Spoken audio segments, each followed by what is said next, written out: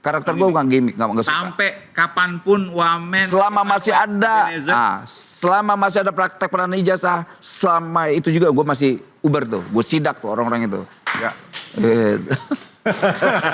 Ini untuk rakyat ya. Iya dong. Dan sesuai dengan asta cipta. Bukan untuk Pak rakyat Prabowo. juga, tapi untuk juga pelaku usaha. Iya. Bahwa kita gini, Ya, ini pelaku negara usaha ini, rakyat juga. negara ini kan bukan sedang memeras. Kita ini bukan kompetitor mereka, kita mau bina mereka agar apa? Ya gini, kita harus fair juga. Kita nggak boleh juga terlalu seakan-akan buru banget, bukan. Kita harus jaga tetap ekosistem biar para pelaku usaha ini berjalan, gitu loh. Jadi kita secara prinsip posisi kita mau menjadi penyimbang, menjadi jembatan yang baik antara pengusaha dan buruh atau pekerja, gitu. Tapi sekali lagi saya sampaikan bahwa saya akan menjadi ancaman sampai kapanpun untuk para pengusaha dan pelaku usaha yang nakal.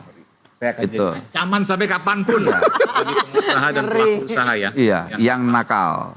Meskipun juga sebagai karyawan juga harus punya komitmen yang jelas, Iya. jaga, bukan kemudian udah habis manis padi buang, kemudian kerja dapat gaji selesai nggak komitmen juga. Itu juga kemudian harus jadi perhatian. Ya juga, kita nggak mau juga ini. Tapi gini, banyak juga kok pengusaha-pengusaha dan pelaku usaha yang saya lihat ekosistem di dunia industri bagus, antara buruhnya, lantas antara bosnya, kan banyak pelaku usaha yang bagus.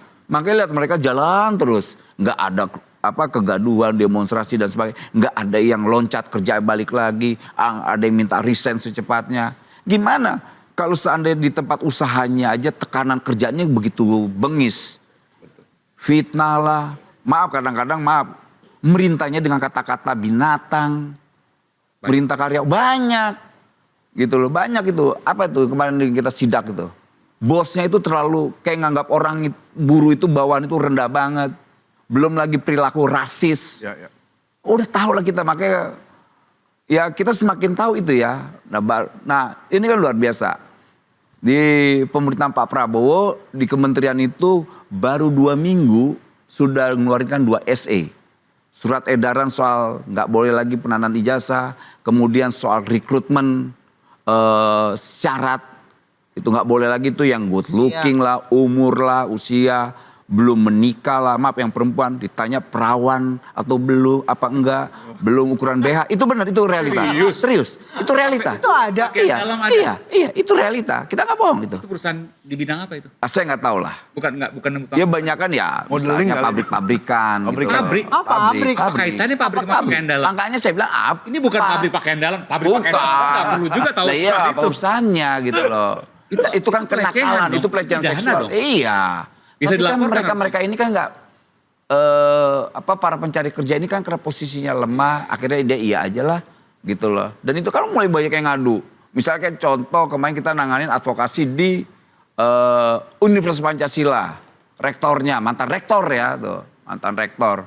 Karena merasa punya relasi kekuasaan yang cukup bagus, deket pejabat ABFD, nggak urusan sama saya tabrak. Lo mau punya pejabat apa sih lo? Gitu loh. Dia tahu kan gue ini gila kan, wamen gila. Jadi ngadepin mereka nggak boleh pakai cara yang waras. Harus dengan cara gila kayak gue gini, tabrak aja udah. Gitu loh. Bang, kalau lagi sidang kabinet nggak ada menteri yang lain yang protes atau lapor gitu. Ini wamen nih kayaknya udah agak berlebihan nih gitu. Nggak ada. Pertanyaan berubah. Ini kan katanya wamen gila, mana-mana bikin heboh. Ditelepon let call Teddy. Pertanyaan terakhir. Gini. Pamit dulu ya, Pak ya. Silakan. Gue jawab dulu, jangan kabar gue mau jawab nih. Kalau soal teguran dan sebagainya, selama itu bagus, saya rasa ya paling pernah tegur gini, jangan terlalu kenceng, maraton aja, jangan speed kebut. Iya. Saya sih tahu pesannya. Maksudnya Siapa yang negur bang? Gue kasih tau tuh nggak ya? Kasih tahu aja nanggung bang. Gitu. Tapi yang pasti positif gitu ya, pasti positif lah. Kedua, saya kan orangnya sedikit keras tapi punya prinsip ya. Waktu pertama saya ditegur, saya milih untuk mendingan dipecat. Orang gue kan kerja buat presiden kita. Ya. Karena saya harus mampu menerjemahkan apa yang menjadi keinginan presiden kita semua. Gitu loh. Oh presiden keinginannya ini, ya udah kita harus terjemahkan gitu loh. Gue harus mampu menerjemahkan apa yang menjadi pemikiran dan apa yang harus gue tindak terhadap pemikiran yang diinginkan oleh presiden kita. Karena gue kan pembantunya, ya kan. Pembantu kedua lah, ada menteri, ada wamennya. Gitu. Pembantu pertama itu menteri, keduanya gue. Jadi kita harus mampu menerjemahkan apa menjadi keinginan presiden kita. Makanya salah satunya ini, dekat dengan rakyat, melayani rakyat, jangan sakiti hati rakyat. Bang Noel, fenomena anak muda sekarang sulit dapat kerja, bahkan lulusan S2 sekalipun susah katanya dapat kerja. Ini pandangan-pandangan saya, Mas Gaib gitu. Sebenarnya lapangan kerja ada-ada aja, cuma anak-anak sekarang aja milih. Ya gini, kita negara nggak Terlalu boleh. pemilih. Selain memilih Menurut juga Bang Noel kadang-kadang nggak ketemu apa yang diinginkan industri. Oh enggak Ya, match itu benar. ya. Itu nggak benar. match. Itu realitanya. Kedua, banyak juga keluhan industri kita, anak-anak sekarang ini manja. Tapi saya tidak mau ikut narasi para pengusaha. Iya, setuju. Saya. Gitu, saya nggak mau. Gitu. Saya tetap yakinkan bahwa kawan-kawan anak-anak milenial ini punya semangat kerja Gen Z, tinggi. Bang. Gen Z, Milenial oh saya. iya Gen kita milenial. Gen Z ini tetap punya semangat kerja selama tempat pekerjaan itu membuat mereka nyaman. Seharusnya pelaku usaha bisa beradaptasi dengan situasi sekarang. Situasi sekarang ini kan nggak seperti 10 tahun, 20 tahun yang lalu, ya kan? Mereka butuh space, butuh apa. Kan saya lihat ada beberapa gedung hotel di Jakarta. Anak-anak muda semua tuh kerjanya di mana, enak semua. Dia butuh ruang terbuka, ruang kebebasan. Agar apa? Keluar kreativitas mereka dalam bekerja. Gitu loh. Tidak dibawa tekanan-tekanan yang membuat mereka malah kabur. Selain tempat pekerjaan dan gaji. Pokoknya apapun saya lihat di industri ya atau pelaku usaha. Selama gajinya sesuai, saya yakin mereka tuh nggak ada yang nakal. Gitu loh. Kedua, selama pekerjaan itu tidak dibawa terlalu tekanan yang terlalu tinggi, juga mereka nyaman, gitu loh. Mereka senang-senang aja, fine-fine aja. Bang Noel, saya nggak tahu ya, maksudnya anak sekarang yang lebih realistis menghadapi hidup, kayak misalnya mereka gaji kecil mereka nggak mau, atau angkatan kami nih saya Mas Gaib yang pasrah-pasrah kayak kami gaji di bawah UMR, oh ya udah nggak apa-apa, yang penting kerja dulu gitu. Nah inilah generasi loser namanya, generasi kalah. Mereka nih generasi kritis. Itu dia itu. Mereka generasi Saya kritis. suka mikir nih mereka nih sebenarnya kritis. Kritis, makanya saya nggak mau Dulu ikut kan kita narasi. ditanya mau digaji berapa, ya sesuai kemampuan perusahaan aja. Nah, itu generasi terserah kalah aja gitu. loser. Karena gini, karena tidak ada ketentuan pasti yang dilakukan oleh negara. Ketika Negara harus itu. memastikan dong ini nggak boleh, ini nggak boleh, ini udah itu ketentuan negara nggak boleh kalian abaikan. Ya. Gitu. Ketika ketentuan ini kalian langgar, kami akan melakukan yang namanya tindakan gitu loh. Nah itu maksud saya itu yang penting gitu. Kita butuh aja negara ini seperti ini. Nah ini yang kita minta ke para pelaku usaha dan mereka mayoritas nyaman dengan apa yang saya lakukan ya. Karena kan saya tidak minta duit, minta uang ya, minta uang. Lantas kita juga nggak mau meres dan sebagainya, gitu. Ini kadang-kadang kan ada perusahaan ini salah, datengin, cincai minta duit. Ya. Akhirnya pengusaha-pengusaha juga muak ngeliat hal ini. Abang udah ada yang pernah nawarin belum? Kalau nawarin banyak sebetulnya. Tapi gue nggak mau, gue harus menjaga integritas. Berapa bang nawarinnya? Banyak. Angkanya lumayan lah. Menurut gue itu bisa sejahtera kok untuk berapa tahun lah. Gitu, yang jelas pasti miliaran gitu. Pasti miliaran, gak mungkin kecil. Akhirnya gue bisa ngebaca, oh iya. Contoh sederhana lah, misalnya platform digital. Ya itu mereka berkali-kali lah ada upaya-upaya untuk melakukan tindakan-tindakan yang kayak begitulah kan. Tapi gue bilang nggak bisa. Gue harus golkan dulu keinginan para driver ojek online. Setelah itu kalian mau ngasih bonus terserah. Nih nanti KPK denger nih jadi barang bukti nih. Tapi prinsip saya itu, yang penting ketika perjuangan ini udah selesai, lantas apa yang menjadi cita-cita kawan-kawan yang saya perjuangkan dan ketemu dengan apa yang saya inginkan juga, silakan kalian ngasih bonus. Karena abang udah nyinggung soal ojek online, kita elaborasi sedikit soal itu bang. Oke. Nah jadi sekarang situasinya seperti apa nih? Apa? Hubungan Harapan antara- mereka tidak jadi mitra ya, tapi Iya. karyawan. ada yang bilang ya udah jadi mitra aja asal adil. Bahkan katanya kalau jadi karyawan malah justru nggak semuanya bisa terserap. Dan Ya itu ini berat kan buat perusahaan. ini kan menjadi debatable ya antara menjadi mitra karyawan. Tapi kita tetap harus cari rumusan yang pas. Karena ini kan di ekonomi platform digital ini kan kita harus mampu mencari yang pas pada posisi mereka. Karena sekali kita salah ngambil keputusan, salah mendefinisikan, akhirnya hancur semua tuh. Gitu. Iya. Dan kita tidak mau ngambil keputusan yang gegabah. Gitu. Kita mau naruh mereka di mana? Dia sebagai mitra, mitranya seperti apa definisinya? Gitu. Kalau sebagai pekerja, pekerja seperti apa?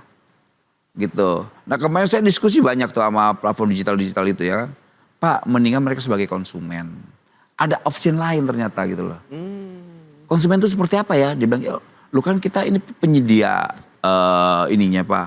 Ya mereka kita anggap konsumen Pak. Gitu. Wah ini option bagus juga. Lantas kerugiannya di mana? Kekurangannya di mana? Kelebihannya di mana? Dijelaskan, dia rasionalisasi. Ini loh Pak, keuntungan dari drivernya. Oh iya. Akhirnya saya bilang, oh iya rasional. Lantas ada juga misalnya Kementerian UMKM bilang, well mendingan UMKM deh well. Jadi aman dia.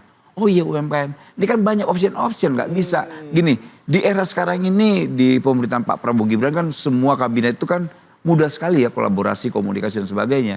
Jadi semua ini kita komunikasikan, apalagi ada Kementerian Ekonomi Kreatif. Bisa juga di gue tuh bro katanya. Bisa juga di karena kan gue melihatnya bahwa ini kan dari aspek ketenagakerjaannya. Tapi kita nggak boleh kaku dong. Oh iya kalau seandainya UKM bisa, ya di UKM aja coba. Tapi posisi mereka ini seperti apa nih? Biar mereka juga nyaman gitu loh. Yang paling penting itu kan negara bisa hadir bersama mereka itu. Ya. Poinnya itu. Jangan kita larut dengan definisi-definisi yang salah. Kita jangan larut dengan keputusan-keputusan yang salah. Ketika salah definisi, salah keputusan, hancur semua. Bijak juga ya ternyata ya. Orang ngeliatnya. Gak cuma dar-dar-darnya doang ya. Gue lagi semangat-semangat. Nah, kita kalau mau daftar platform kan kita ngasih nama. kita Sebetulnya bukan platform digital aja. Itu banyak kita bisa gugat tuh yang kemarin bikin-bikin apa tuh hack lah apalah Iya, tuh. iya, iya. Pertamina apalah apa. Ya nggak boleh sembarangan, data itu nggak boleh. Kok semua lembaga boleh data, jangankan data. Di mal-mal itu aja yang jualan-jualan motor apa itu minta data nomor Data, telepon. iya. Itu nggak boleh sebetulnya. Makanya sebenarnya ini negara ini kok begini ya. Murah sekali ya minta data warga negaranya. Gitu loh. Untung kemarin tuh ada aplikasi apa lagi, Word namanya ya, di Bekasi. Ya yang Moto dikasih 800.000 kan retina untung mata. aja tuh. Siapa Kemdigi itu cepet ngambil keputusan. tutup. Langsung tutup. Gila itu sampai sebegitunya, ekstrimnya. Mereka sadar nggak sih bahwa ada operasi intelijen di Republik ini yang sedang bermain? Kepentingannya apa? Bikinnya kerusuhan. Bikin kerusuhan, lantas mereka bisa Apa negara apa yang main? Ya Bang? semua punya lah kepentingan negara ini. Gitu. Semua punya negara-negara luar itu punya kepentingan lah. Nggak Siapa mungkin tidak. yang mau nyasar Indonesia Bang? Banyak lah. Ini kan perempuan seksi. Gitu. Perempuan cantik, seksi. Lantas di tubuhnya itu banyak sekali yang namanya emas. Namanya nikel apa gitu loh. Ya kan? Itu seksinya di situ ya. Bukan dalam konteks seksual ya. Saya minta maaf. Nggak ada maksud ke sana. Ya. Seksinya Paham. dalam konteks itu. Punya Gitu. segalanya lah. Punya segalanya. Ada. Rambutnya itu misalnya emas. Kulitnya itu berlian, ininya tembaga hidungnya, ininya nikel, oh semua tubuhnya itu menghasilkan yang bisa dinikmati. Ya, Bang. Kan sekarang banyak orang berharap dari Kementerian Tenaga Kerja itu menyediakan lapangan kerja. Ya. Padahal kan itu bukan tugas Kemenaker sebenarnya. Iya, Itu kan ada hubungannya dengan industri, Betul. perdagangan. Itu yang benar. Iya kan? Jadi kalau industrinya nggak ada, ya Padahal kerja pasti pekerjaannya nggak ada. Kemenaker kan menjaga supaya mereka tetap bekerja dengan perlindungan yang matang. Nah sekarang koordinasi seperti apa Bang? Nah, itu pertanyaan yang paling bagus dan berkualitas di antara semua pertanyaan lu tuh. Sebetulnya soal lapangan pekerjaan ini ya selain lintas kementerian, itu kan ada di Kementerian Perindustrian. Karena yang mereka yang tahu industri-industri. Pertama itu, kedua, kita ini kan persoalan yang di hilirnya. Ya kan? Gitu loh. Misalnya kayak gini, ada yang namanya wajib lapor tenaga kerja perusahaan WLKP. Nah, mereka tinggal kasih ke kita aja, baru kita publish.